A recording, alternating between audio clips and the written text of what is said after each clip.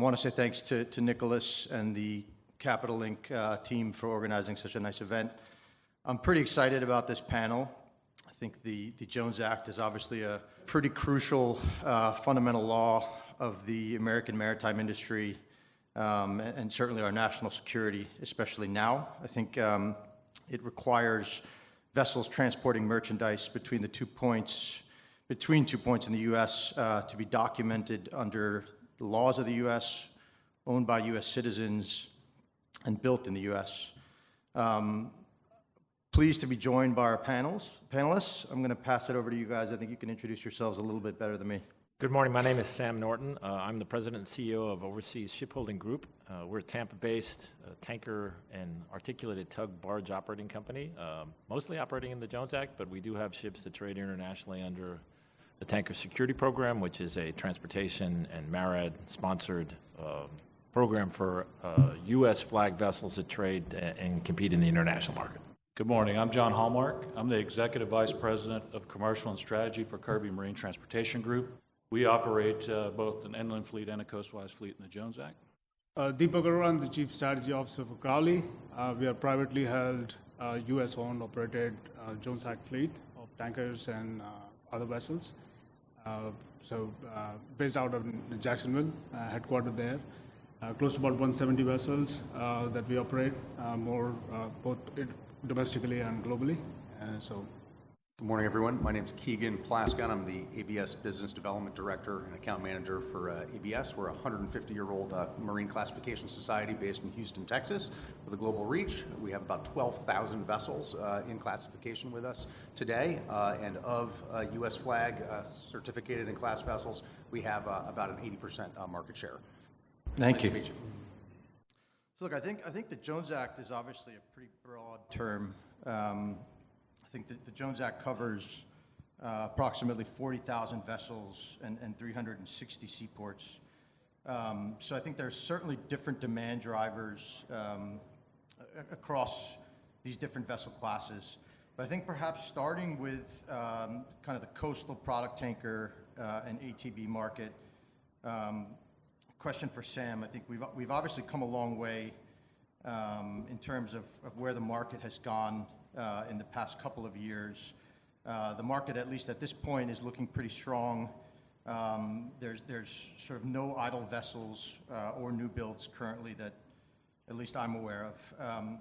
Just curious if you could comment at all around sort of any major changes that you've seen in the way that the fleet is deployed at present, sort of compared to kind of pre-COVID. Yeah, so the biggest change that's occurred in the last couple of years has been the development of a trade for renewable diesel out of the Gulf of Mexico to the West Coast.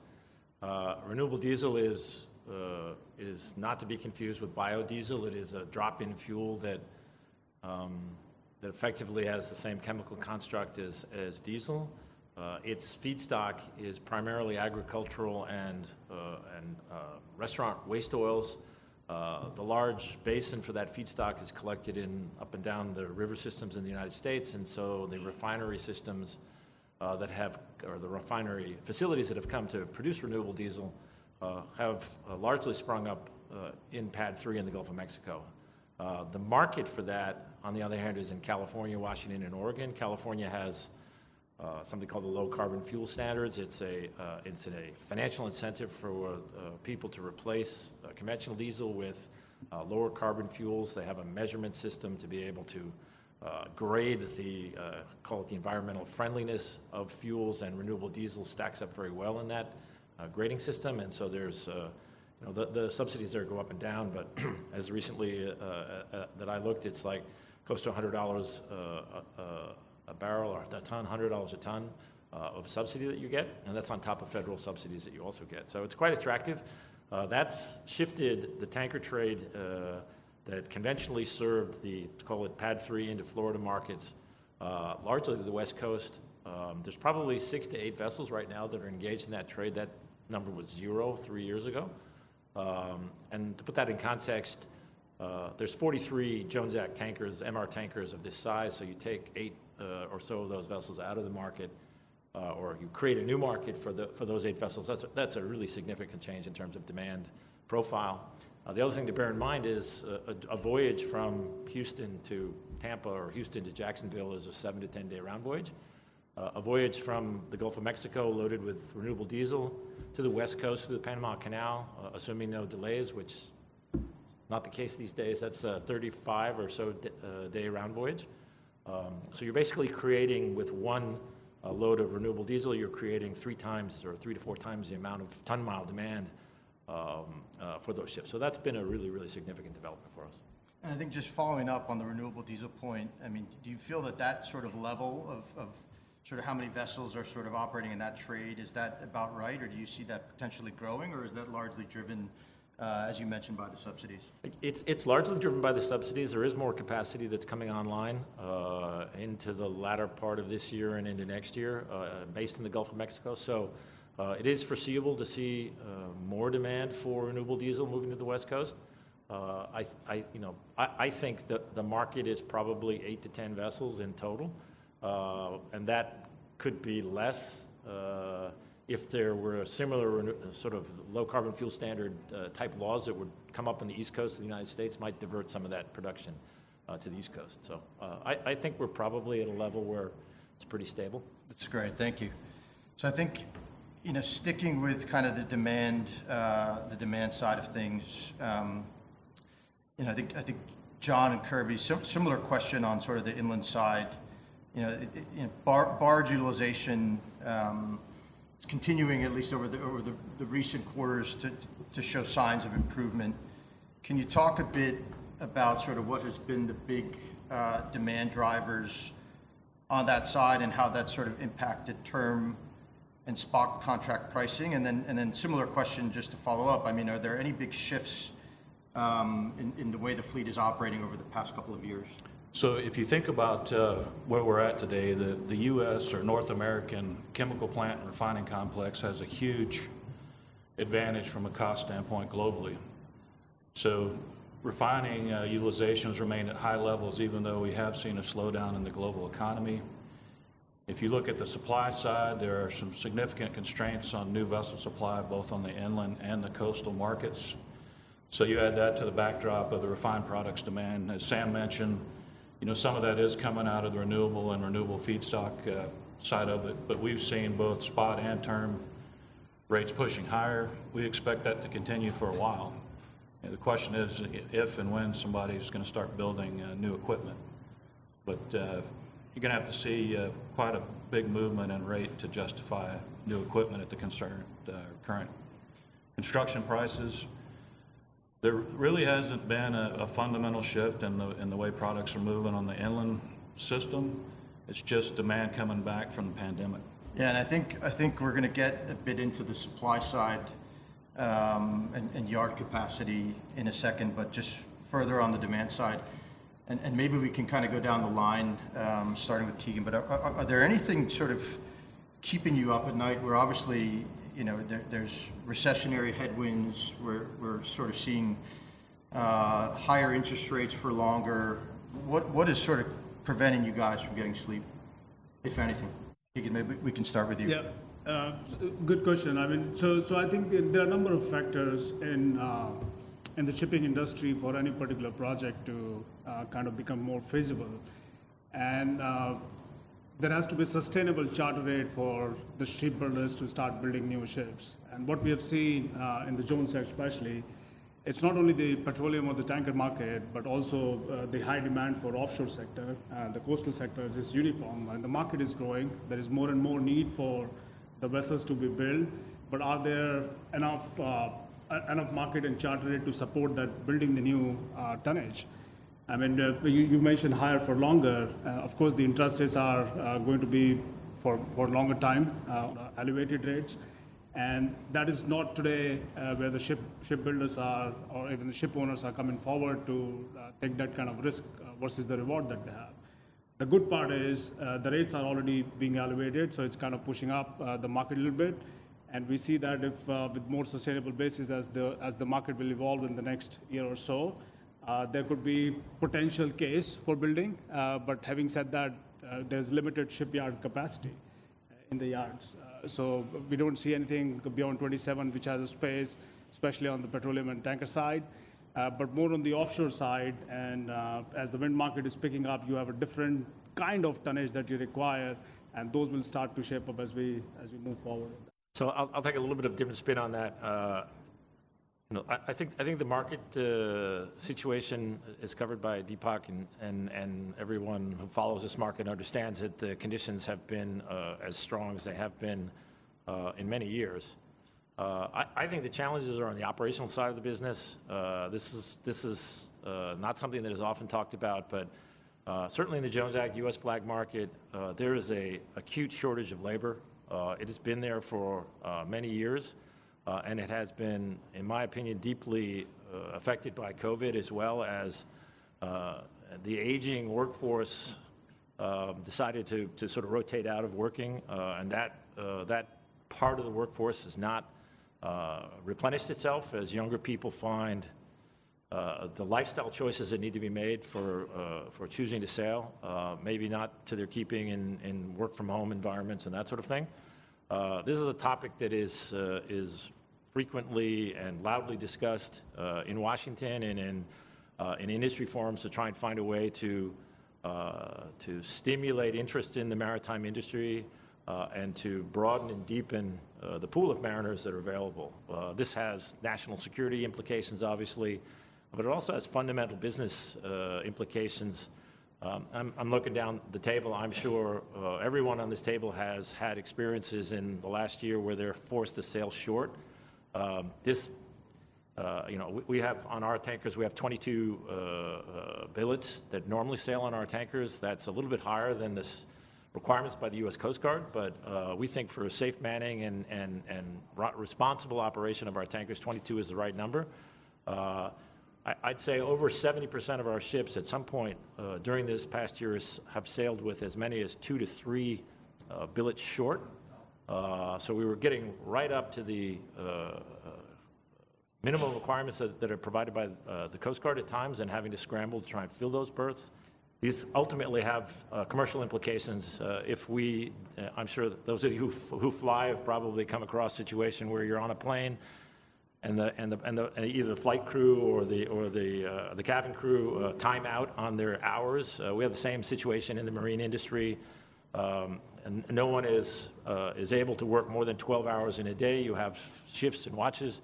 So if you're running short and you have people that are doing labor on board and they overwork their hours and they have to go on rest hours and you're down men, you can't work, then the ship is going to go off hire. And this is a concern that I have as a commercial concern. But in the longer term, I think that there are programs that are trying to build out the U.S. marine industry and get more ships under U.S. flag. In my view, is the principal constraint to that is not money, it's not shipbuilding capacity, it's people. Yeah, that's super interesting. I mean, maybe just for the owner-operators on the panel, is that sort of shortage of mariners, is that sort of a theme that you're seeing as well? Absolutely. I echo Sam's sentiments. Through the pandemic, we did see mariners retiring earlier than what was considered the norm. And also, if you look at the maritime academies, during the pandemic, it was tough for them to get their cadets the hours they need for their summer term to be able to graduate on time with the license option. So there was a drain both from the academies and early retirements, but it is an ongoing challenge, and mariners and the training, retention, and development of new mariners is going to be critical moving forward. To add to that, also I think as the industry landscape is been changing and you have a more diversified need for these mariners, looking at the offshore industry and some of the wind market, that some of the projects that are ramping up, that will require even some of the reskilling. We have tons of expertise in oil and gas that could be transferred to some of the capabilities into the offshore. But these are different kind of projects that will also require new kind of mariners. And there's a knowledge transfer that needs to happen from some of the players who have already figured it out. But of course, I would definitely agree with Sam and John that there's a shortage of mariners in general in the U.S. And that needs to be narrowed. And with more and more demand as the sector is ramping up, this gap will only broaden. And we want to make sure that we deploy more and more mariners to get into the entry level and make that more attractive for them to shorten the gap. So I think, Switching to the supply side of things, certainly at least on the product tanker and ATB side, large ATB side, it seems like there's not any capacity for a yard to deliver a new build until probably 2027, sort of at earliest. And I think, question for Sam, looking at what has been the large impediment, there's probably a few factors, but what has been sort of the largest impediment that has sort of prevented that new build ordering, and what do you think would need to change from either a rate perspective or perhaps more macro related that could result in us potentially seeing some new builds? Yeah, that's a difficult question. I think you can break it into two parts.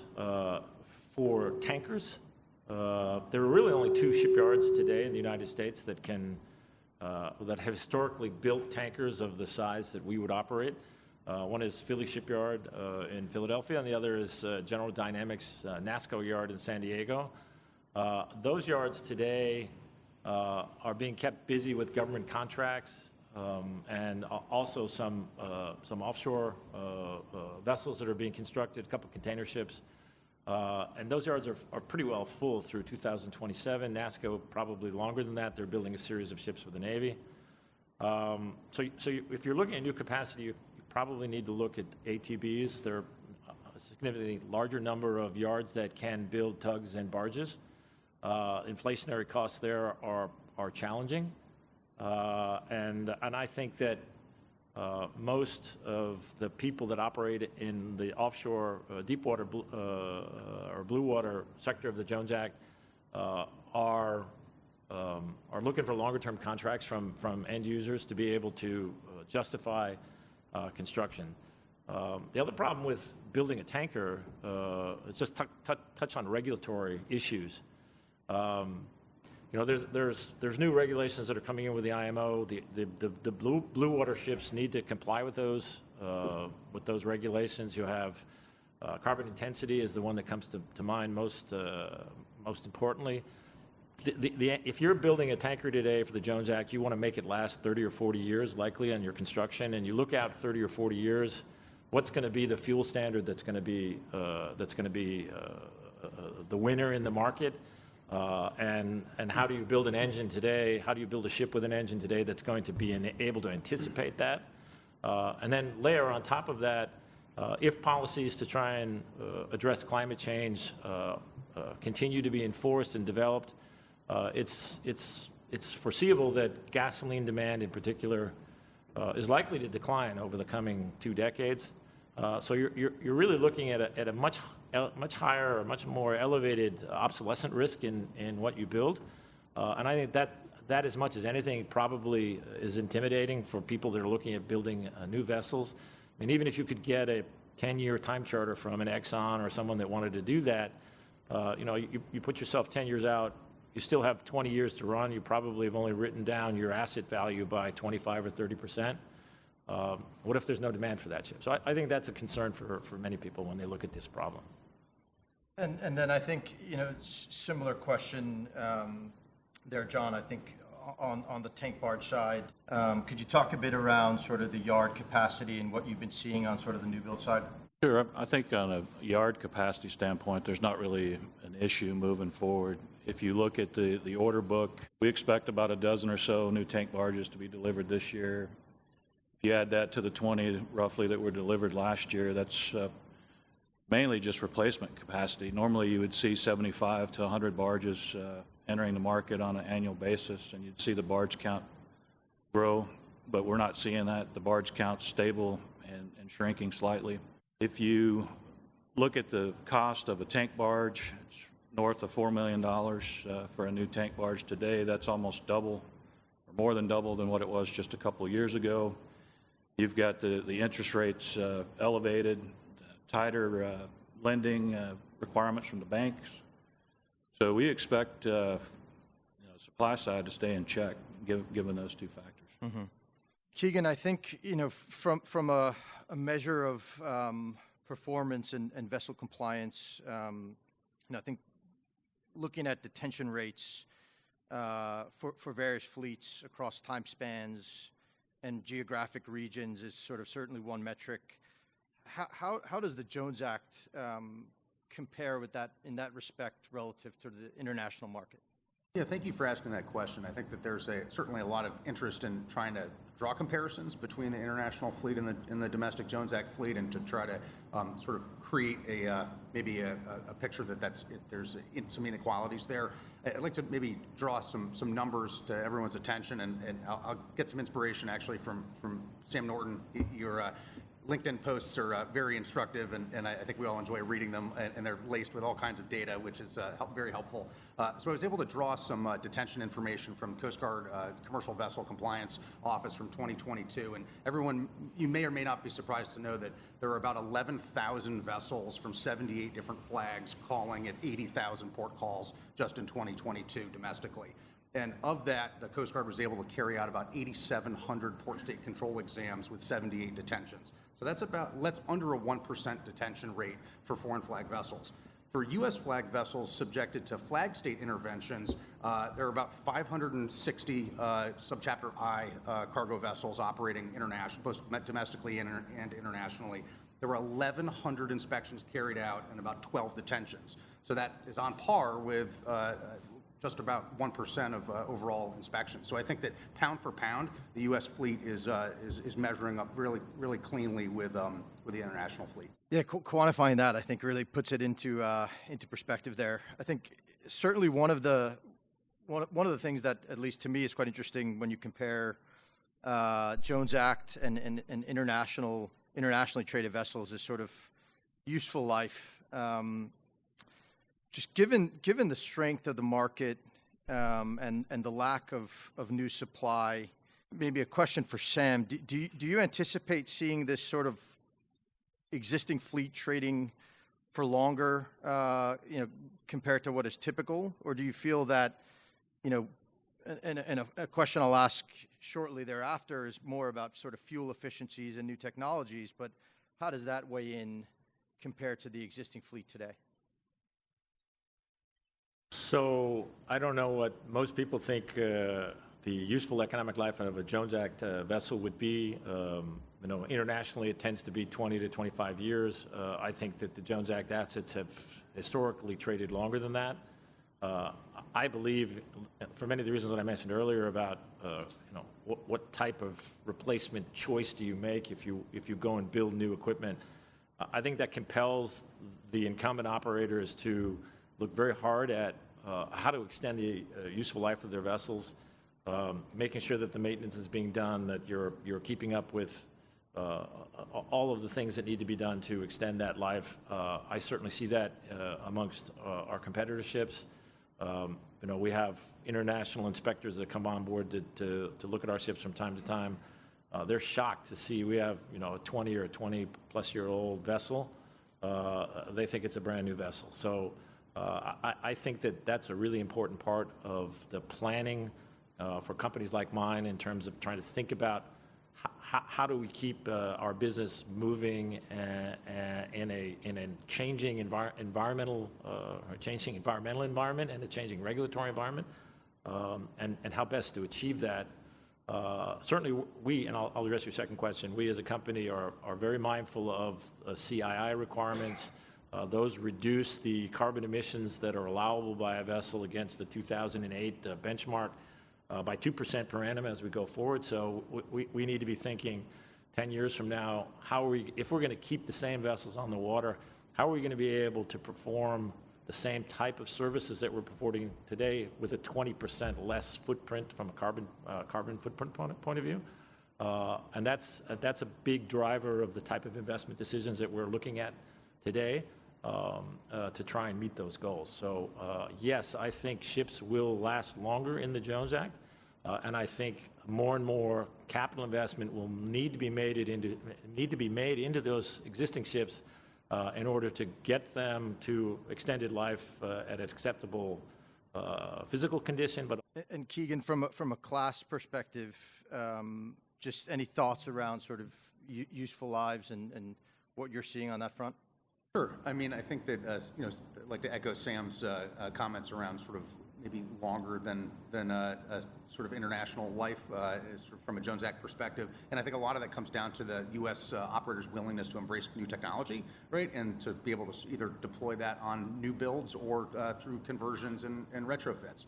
I mean, I think, we've seen some public press releases recently with, Kirby's installation of battery-powered hybrid technology, Crowley leaning in on the E-Wolf tug and other types of hybrid electric type of projects. I'm sure OSG has some things in the pipeline as well that may be broadcast later on.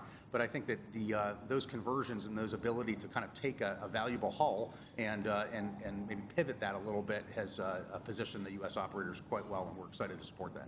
That's a nice segue, but maybe before I ask Kirby and Crowley, Sam touched on it already, but from a class perspective, Keegan, what are you seeing Jones Act owners, operators doing from a alternative fuel electrification perspective, relative and when compared to the international market? Well, I mean, I'm proud to say that the U.S. operators have begun to have leaned into LNG and alternative fuels, even predating our current focus on CII and carbon efficiency. I mean, there have been operators, such as Crowley and Tote and Matson and Pasha, who have all leaned into LNG as an alternative fuel and are, beginning to explore that process and what that looks like for their fleets. And I think that for larger vessels or even smaller, more regional vessels, the use of electrification and hybrid technology will only continue to grow. The U.S. government has been able to sort of help explore some of those demonstration projects through MARAD, CARB grants, and also DOE type of funding, which has been very exciting. Certainly, as it relates to these types of investments from both the Crowley and the Kirby perspective, can you talk a bit around what kind of investments you're making in terms of electrifying or alternative fuels on your existing fleet? Absolutely. So a number of things here.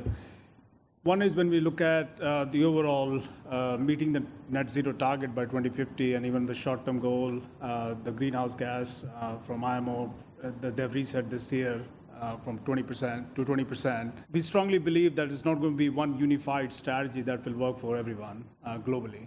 Whatever will work for other part of the world may not work here in this region. So it's going to be very regionally differentiated strategy depending upon what is available and what are the number of options and how these tonnage will get more transition to the alternate fuel stage. And even in the same region, we believe that there'll be number of things that needs to happen together. It's not only that if somebody is going electrical route, then everything going to be electrical. If somebody is going LNG route or methanol route or some other options, it will be a combination of things that needs to happen to get to that target. And at Crowley, we appreciate all that is happening from a technology advancement to get us there. There are a number of regulatory environment more internationally, but also locally. CARB regulations of the commercial hovercraft is one. And there are a number of things that we are exploring. So E-Wolf is one of the first one that we came out as an all-electric tug, which is going to be in operation early next year. We are exploring technologies like carbon capture, hydrogen, post-emission, post-engine or emission. You kind of capture some of the carbon with some of the latest technologies. And then it's not only just about the fuel or looking at the emissions from the engine perspective. There are a number of other things that needs to happen: the hull form design, the machinery design, the repowering of engines, anti-fouling paints. The more emission, more cleaner optimization, if you will. So it's a combination of number of things that will help us to get that net zero goal. And there are a number of investments that Crowley is exploring, both organically and non-organically. We have made some small investment in seed investment in some of these companies to innovate better technologies. Carbon Rich and ZI, which is zero emission industries, looking at hydrogen capabilities is two of them. So all in all, I think it's not going to be one singular strategy that will work for everyone. There'll be a combination, and those strategies will be very regionalized. And as Keegan mentioned, I think Crowley has gone the LNG route 5 years back, where we had the Conroes, the vessels which are being traded in Puerto Rico and Jacksonville.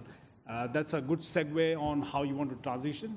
So it's going to be a transitional strategy, and then Once you get there, then you start to explore other options depending upon what is scalable and what is commercially viable. So a number of things happening. John, any comments on that front? Sure. At Kirby, if you look at our coastal fleet, we started several years ago with Tier 4 engines in our fleet. About 25%, actually a little more of our fleet, run Tier 4 engines. They produce lower emissions and are more fuel efficient. We just launched our Green Diamond, our diesel electric tug in Houston that has a couple of generators that produce 1,100 kilowatts of power to run a hybrid drive. We also have a 1,200 kilowatt battery system on the tug. Now that works in some applications. There are some challenges around infrastructure and distribution for alternative fuels. We do burn a lot of biodiesel, B20 blends, and renewable diesel in our fleet. I think we'll burn more of that as those products are more readily available in the market. But we are looking at those things. Our ambition is to create a green corridor with some of the diesel electric tugs where it makes sense. In the shorter runs, the fleeting, run around the harbor, those sort of things, it's easier to recharge and have the charging stations and the infrastructure we need to operate efficiently. So this is, of course, a Capital Link conference. After all, we've got two public businesses here on the panel.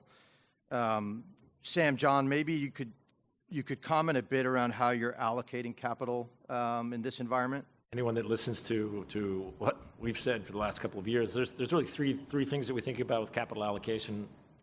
I think it's the most important thing that the board and the executive management team needs to the most important decision that we need to take on a day-to-day basis is how do we deploy our capital? How do we think about a sustainable business? And how do we address the other constituents that we have in our business? Shareholders, obviously, lenders, other capital providers, but even labor and the like. Where we've gone in recent months, quarters, I guess, we've been reacquiring our own shares through market transactions. We think that has been the most compelling use of our capital. Probably every CEO says that their stock price is undervalued, but we think our stock price is undervalued, and certainly when we look at the kinds of returns that we think we get, cash-on-cash returns for making that kind of investment, that's proven to be an attractive option for us. I also think ship owners or ship owning companies recognize that during our markets are always going to be cyclical. I wish I knew how to make peak cycles last forever, but they generally never do.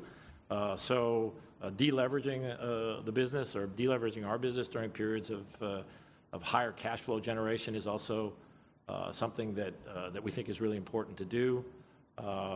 For us right now, we were fortunate we had quite a bit of debt that we put on at fixed rates back in 2021. So for much of our debt, we're actually getting positive carry on our debt right now. We do have significant cash balances. So the incentive to prepay debt or to deleverage through early retirement of debt is not that strong right now, so that has featured less. But I think as we go forward, that still is a constant topic of discussion. Where do we want our leverage to sit, and where's the best way for us to be able to reduce leverage if we can do that? And really that probably dovetails into the third option, which is to acquire accretive assets that complement the existing businesses that we have. That's something that we're looking at obviously all the time, but I think we're going to have some developments on that front in the near term that we can speak about publicly. And likely those assets will be acquired without additional debt. So we can achieve deleveraging through means other than simply paying down debt just by adding to cash flow without taking on additional debt. So at Kirby, we've always been very disciplined in the way we deploy capital. And in the current interest rate environment, and you look at the cost of debt today, you really sharpen your pencil and look at opportunities, whether that be new build or acquisitions. And frankly, looking at the economics, we've walked away from a couple of opportunities because it just didn't make sense, didn't deliver a return north of our hurdle rate. And we'll continue to be very disciplined. In the shorter term, with the lack of a compelling investment opportunity out there, the bulk of our free cash flow will go back to our shareholders through share repurchases. Thank you. I think we're at the 2-minute warning here, but I think it wouldn't really be a Jones Act panel unless the topic of offshore wind came up. Deepak, maybe starting with you, can you touch a bit on sort of what Crowley is doing to sort of play a role within the U.S. offshore wind sector? Sure. Sure. So I think offshore wind is an interesting sector and it's evolving. And to meet 30 by 30 target, 30 gigawatts by 2030, there's a strong statutory support. There's a strong industry support. There's a strong administrative support on how the Jones Act vessels can be part of that offshore wind industry. There are a number of things that are happening. One is on the supply chain side. Of course, the number of vessels and the kind of vessels that the offshore wind farms will probably demand are not existing today.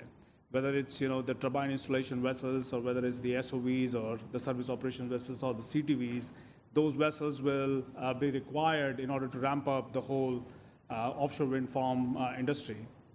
And the second is because of the macro environment, there are projects which are sliding to the right or maybe renegotiated for a better rate. So there's another way of looking at it. So as higher for longer, you mentioned, Andrew, and the interest rate environment and the overall development cost that is required is kind of pushing the market to the right. However, there's a strong commitment, both from the administration as well as from the industry players to continue marching towards that. There are a number of vessels under construction, not the wind installation vessels. That's the only one that Dominion is coming up with next year or so. But there are other kind of support vessels, including the feedering operations and some of the support vessels that we will need, and that will pave new jobs. I think the industry is going to have 55,000 more jobs from the offshore wind overall as estimated, and more vessels, stronger Jones Act. So I think those are all positive news. And definitely I think there's a strong and a favorable environment for people to get into kind of more upfront and make sure that they're part of the bigger picture, both from offshore wind development, but also creating more jobs. Final one here, maybe for John and for Keegan. We've obviously seen, as Deepak alluded to, a lot of projects on the U.S. offshore wind side being kind of pushed sideways. Are you seeing from both the class perspective as well as obviously Kirby is playing a role within U.S. offshore wind as well, is this sort of changing the way you are sort of approaching the sector? And maybe from a class perspective, how are you seeing owners sort of changing the way that they're taking an approach towards this sector? Sure, I guess I'll start with that one. So of course, as energy security in the U.S. continues to be very, very important front and center, offshore renewables will be a part of that energy mix, and that's not going away anytime soon, even though there have certainly been maybe a few challenges, right, this summer and kind of earlier in this year around some of those project timelines. But as those costs continue to go up with certain projects, I think there's more and more focus on being innovative, right, with existing assets and maybe kind of using, let's just say, some legacy types of vessels and repurposing them and maybe putting them to work in maybe a slightly different capacity. And that's we're starting to kind of see that a little bit more, and folks are coming forward with designs and with plans for vessels that are unique and novel, right, and kind of deploying certain bits of new technology to breathe new life, right, if you will, into some of these assets. And that's been really exciting to kind of work with those designers and then certainly with Class and Flag on that. John, any final comments? So from Kirby's perspective, it really hasn't changed with offshore wind. We're going to focus on opportunities that complement our core business. We're not interested in deviating far from our core business. If you think about the wind and technology obsolescence and the way they continue to scale up the turbines, you would obviously need commercial commitment that covers the life of the asset. Think about a 20-year, 25-year life vessel against one commercial opportunity or one project. That just doesn't work, doesn't make sense. There's a lot of headwinds now, a lot of projects sliding to the right, and we certainly do not want to be a market bleeder on that front. So specialize in operating, and our vessel ops are our expertise, ATBs and that application. So if we can leverage that platform in offshore wind, we'll certainly look to do that. But again, it has to make commercial sense. It's got to have the right commercial term behind it. I think we're out of time, but thank you to our panelists. Really appreciate the discussion.